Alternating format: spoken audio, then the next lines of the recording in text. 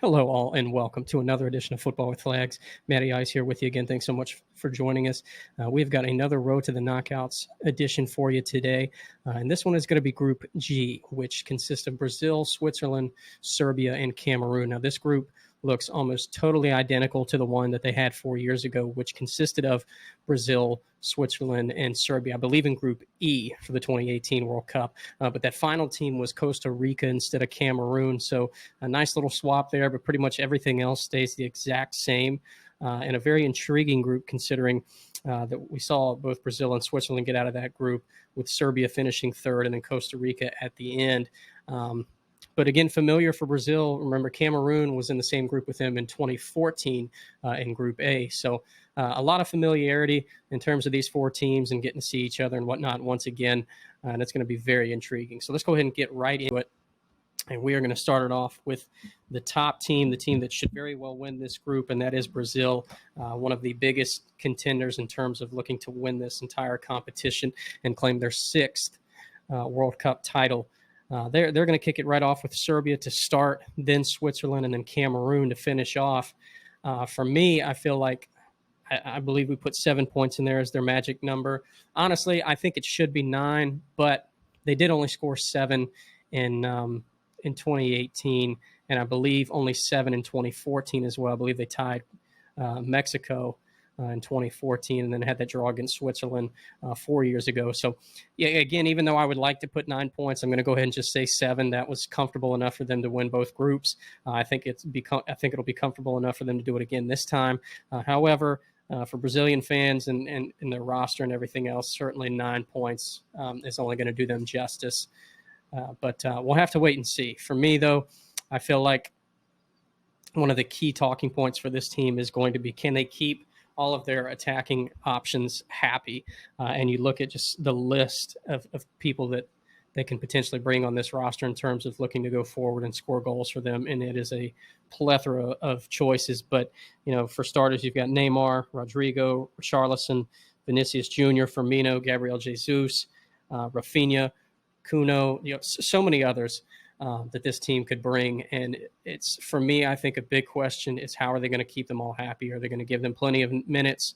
Are they going to be playing with a lot of fluidity, comfortability, some really solid touches, being able to move in and off the ball with each other and create a lot of good attacking opportunities? And they certainly have that capability. It's just, can they find again, some real fluidity in terms of their play and their attacking pace and everything that they bring going forward with all the numbers that they have. For me, I feel like that this team is just so equipped to dominate this group, in my opinion. And even though that is one of the talking points that I wanted to mention, something I really want them to do as well. We saw them in 2018 really stick with the 4-2-3-1 in their group stage games. And for me, even though that is solid, I don't really have a problem with that formation. I would like to see them maybe transition into something, say a 4-3-3, with more attacking midfielders, kind of maybe with a true number 6 in the middle and allowing those other two to kind of get forward and help with a 3 up top, or even something like, that looks like a 4-4-2 in defense, but really kind of transitions into a 4-2-4 going forward. I want to see these guys just, put the gas all the way down, put the pedal to the metal, and just go after it and just score as many goals as they possibly can. I know at times they might be a little bit exposed, but I think at least for the group stage, they've got a great opportunity to kind of tweak and look at some different things and explore those options to try and prepare themselves for the knockouts. So I would really like to see them do that and experiment a little bit in terms of just the numbers that they have and looking to try and get them forward as much as possible. With that being said, though, certainly a question to be concerned maybe about with this team is scoring without conceding and staying focused as a unit. And that kind of goes hand in hand with what we just talked about. I mean, again, yes, they're going to expose themselves at times, especially the more numbers they look to put forward. But I think if this team has a really solid camp in September, they get in some good training sessions right before the tournament, I think that, they should go in pretty comfortable and pretty happy. Serbia is going to be a very tough test. They're going to be very physical. They are not going to back down to Brazil whatsoever in terms of just, again, like I said, their physicality and looking to, really play with them in a sense that, they're not going to take this nonsense of Neymar looking to flop or do anything silly or ridiculous. They're going to take it right to the Brazilians as best they possibly can and look to try and probably, hurt them on the counter when possible, but also with set pieces. So, yes, it's a bit dangerous, but at the same time, I feel like that's something that they can afford to do a little bit here and there in certain game situations, is look to throw more numbers forward. But also just, again, having the right mindset, first and foremost, that each of these guys are going to get going to get solid minutes. They're going to get to see the ball a decent amount. And that, this is still a common goal for an entire team and an entire nation to go and win the World Cup, not just individual glory. So hopefully Brazil will be able to do that. Because again, like I said, I think obviously they're one of the favorites to win this competition. I've got them into the final, losing to France in our early predictions. That could very well change. They're certainly up in my top 2 or 3 teams without question in terms of who I think could very well win this tournament. So we will have to wait and see what the Brazilians put out for in the group stage. Moving on now to Switzerland. We've got Cameroon, Brazil, and Serbia in their schedule. I think that meeting with Serbia at the end is going to be very intriguing. We saw how intense that battle was with them in 2018. I think they are going to replicate that very much, and especially considering it could come down to the 2 of those teams for that second place spot, depending on what their stories and sheets look like going into that final game in terms of points, goal differential, all that could be very, very intriguing to watch that final game. Something I really would like to see this team do is hopefully maybe recreate some of that Euro magic that they had last summer, where they did, go on and beat France. Again, they got knocked out in the quarters, I believe, to Spain, but they still had such an impressive run. And to think that, they were up 1-0 against France, came back, conceded 3 early in the second half, especially 2 almost back-to-back, and then a third one coming later from Pogba. And then the fact that they were able to turn it around from there late in the second half, score 2 again to come back from being down 3-1 to tie it 3-3, and then to have Sommer come up with a huge penalty save against Mbappe is just incredible. I think that especially for me, that gave me so much more respect for this team than I already had for them previously. And it was such an impressive run. And even though it did end in the quarterfinals, still amazing. And I really feel like this team, they've always got some really solid pieces on this squad. And I would love to see what they could potentially do in this competition. But with that being said, we'll see what they do. I think 6 points is a good number for them. Again, I think 5 as well could possibly be a good number, but for me, I really think Switzerland needs to win 2 out of these 3 games at least. They did tie Brazil in 2018, but I would like to see them beat Serbia again if they possibly could, and I certainly think they could get a great start beating Cameroon and take up 3 points right off the bat and kind of maybe potentially take the lead in the group. But one certain problem or potential question that I have with this team is how well can some of these new faces handle the moment. We've seen a bit of change with this roster over the last few years, as well as their manager, who they've had for a while, has moved on. So can Switzerland, with some of the familiar faces they have, gel pretty well with these new ones and look to make it a deep run into the knockout stage? I kind of put them kind of on the same boat with, say, like Denmark and some of these other teams that, a fair amount of their players. They've got some great quality, but it seems like for them, they've got to put, almost a perfect game together every time when it comes to these knockout games in order to try and get past some of these powerhouses. So we will have to wait and see. Really hope Haris Seferovic, Breel Mbolo, and Granit Xhaka have a fantastic tournament. I think those are 3 key players for them moving forward. But with that being said, we were going to go ahead and move on now to Serbia, who have, like we said, Brazil in their first game. They've got Cameroon second, which I think is very important, and then Switzerland to finish off. I think they could give Brazil a run for their money. I think that could be a very good, solid first game right out of the gate. If they could pick up a draw, that'd be fantastic. I don't really see them getting a win. However, they could. Not totally taking it out of context or out of the picture, but even if they do lose, I think having Cameroon second to try and pick up 3 points would be very, very good for them and still put them in a pretty decent spot going into playing Switzerland for the final game. I do feel like this team's a potential dark horse, much like Denmark. And even though I did put Switzerland in that same category, I think Serbia is kind of in there as well. I mean, remember, we did see this team win their qualification group and beat out Portugal in the final day to get automatic qualification, put Portugal into a playoff to just to get to this competition. So, I think Serbia is the real deal. I think that they could put together some great minutes and some great games here in the group stage and very well get out. And I think the fact that they're facing some familiar teams is going to have a big chip on their shoulder with the possibility of looking to get some revenge and hopefully get out of this group stage for sure.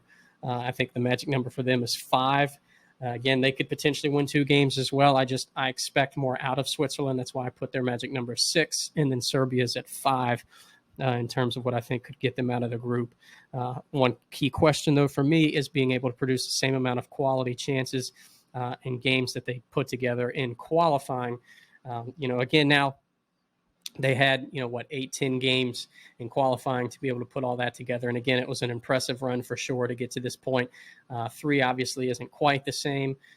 They're all one-off games, but again, the fact that they're playing familiar teams with a lot of familiar faces that they saw 4 years ago, I think is going to be very important and very beneficial potentially to Serbia. I really like to see Mitrovic and Tadic put together some good games. 2 guys that in their attacking presence that could really help them out in terms of looking to go forward and score some goals. And again, just big physical bodies that are very difficult to knock off the ball and could be very important when they have set pieces and corners, free kicks and things as such. So with that being said, I think, we could see Serbia in a 4-2-3-1 similar to what they played in 2018, but I would like to see them maybe switch it up a bit as well. Still trying to overload the midfield as much as possible, but look to get numbers forward as well and help out that sole forward up top. Because sometimes we see teams, have that guy kind of in no man's land, and he's more often than not doesn't always have the amount of support that he needs to be successful up top by himself, or at least the amount of runners either in between gaps or help supporting the ball so he can look to play and turn when possible. So, we'll have to see what Serbia puts through with that. Again, we only saw them pick up 3 points in 2018. So certainly 4 or more, hopefully even 5 is going to do the job for them. But again, I really like this team. I think they are a great dark horse in terms of if they are able to put it together and get through the group stage.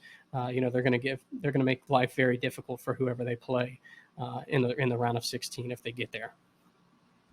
Now moving on to a team that I've always enjoyed watching, especially growing up, and it's good to see them finally back in the finals after missing out in 2018, and now they're back.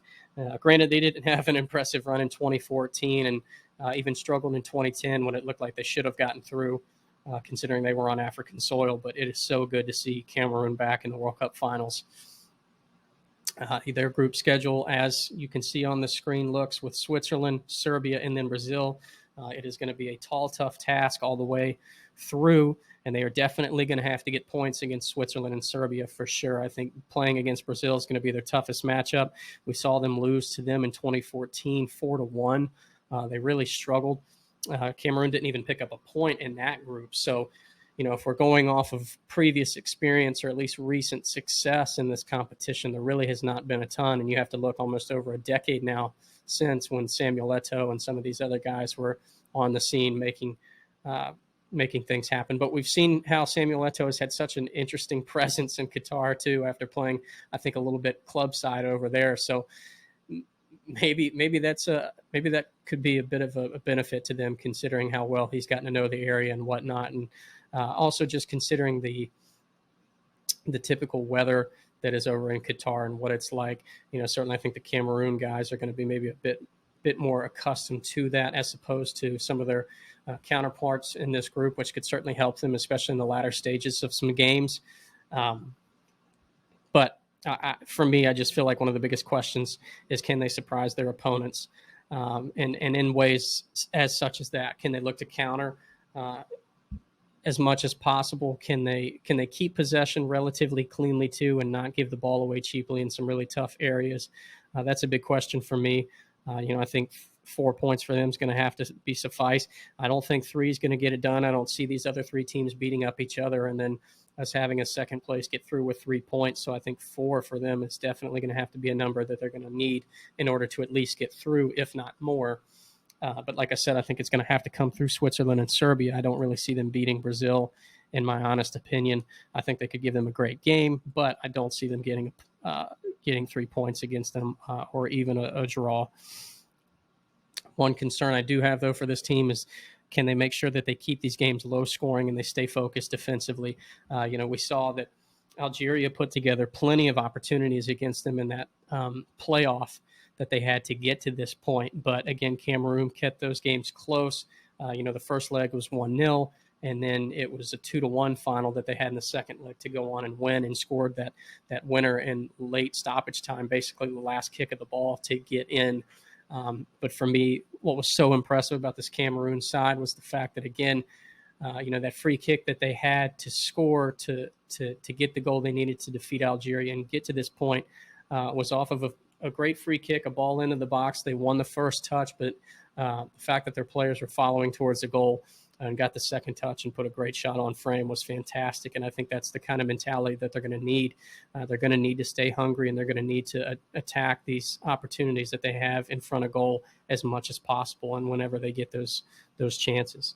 I definitely think Moting is going to have to be very important for this team looking to go forward. And maybe even Toko and Kimbe can make another fantastic late winner and create some great magic for this team the way he did against Algeria in that playoff. So we'll have to wait and see for this Cameroon side. I'm very excited to see them play again, though. They are always such a fun team to watch. But I think that's going to go ahead and wrap it up for us here in Group H. Again, guys, thanks so much for joining us. Make sure you hit that like and subscribe button if you would. And until next time, see you guys soon. Peace out.